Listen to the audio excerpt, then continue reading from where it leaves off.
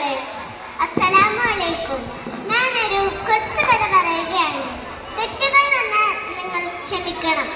എൻ്റെ കഥയുടെ പേര് മുഹമ്മദ് നബി സല്ലല്ലാഹു അലൈഹി വസല്ലം തങ്ങളും വികൃതിപ്പയ്യനും. തിരുദൂതരുടെ കാലത്ത് അങ്ങ് മദീനയിൽ ഒരു മഹാവികൃതിക്കുട്ടി ഉണ്ടായിരുന്നു. അവൻ എന്നും ഈത്തപ്പഴത്തോട്ടത്തിൽ കയറി കല്ലെടുത്തെറിയും. കൊഴിഞ്ഞു വീണ പഴങ്ങൾ അവൻ ശാപ്പിട്ട് സ്ഥലം വിടും. വികൃതി കൂടി വന്നപ്പോൾ തോട്ടടമകൾ അവനെ പിടികൂടി.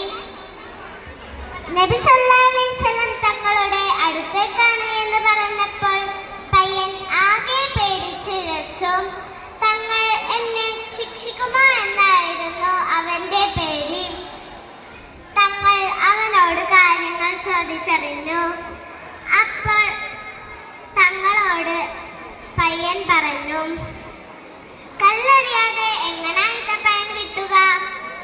അവന്റെ വിവരമില്ലായ്മ കേട്ട് നബി സല്ലല്ലാഹു അലൈഹി വസല്ലം തങ്ങൾക്ക് ചിരി വന്നു. അപ്പോൾ നബി സല്ലല്ലാഹു അലൈഹി വസല്ലം തങ്ങൾ പയ്യന്റെ തലയിൽ തലോടി പയ്യനോട് പറഞ്ഞു, മകനെ, നാം ഒരിക്കലും മരത്തിൽ കല്ലെടുത്തെറിയരുത്. അത് പഴങ്ങൾക്കും മരങ്ങൾക്കും നാശമാണ്. ഇത്രയും പറഞ്ഞുകൊണ്ട് എൻ്റെ കഥ ഞാൻ ഇവിടെ നിർത്തി.